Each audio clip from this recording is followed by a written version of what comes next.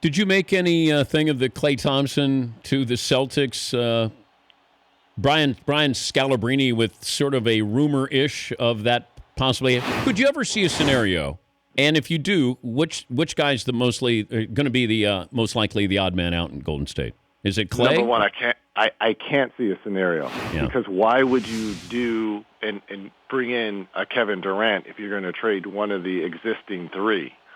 This is a super team built just for this, and I think a lot of this is obviously, coming from Scalabrine and other anonymous general managers who don't want to put their names to things, trying to tear up the Golden State Warriors. And, they're trying to get these guys to start fighting and bickering with one another.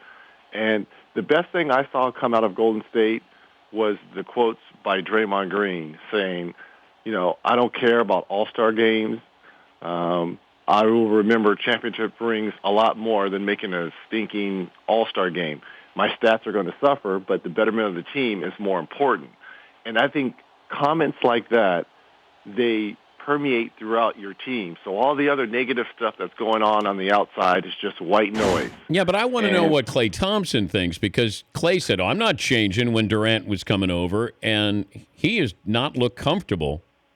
The last few games he has, it was a rough start. Yeah. It was a rough start, but if you look at his last 3 or 4 ball games, the shooting touch is starting to come back because his game doesn't have to change. He will always be set up from Draymond and Steph, and even KD to a certain extent. So his game will never change. I thought the person's game who would have to change would be Steph, because both of those guys are ball-dominating type players. And you look at the numbers, Draymond Green's numbers have dipped because he doesn't have the ball in his hands as much because Steph and KD does. All right, I'm going to let you sign 2 Golden State Warriors to max deals for the next 5 years. You have to pick 2 of the Golden State Warriors for the next 5 years. Well, Steph and KD. Oh, all right. That's easy. It's not even close, huh? No, it's not even close. Think about this. They have 2 of the top 10 players, 4 of the top 15 players on one team. And everyone is questioning their bench, and rightfully so. But that will always be a work in progress. I don't care what's going on in November and December and January.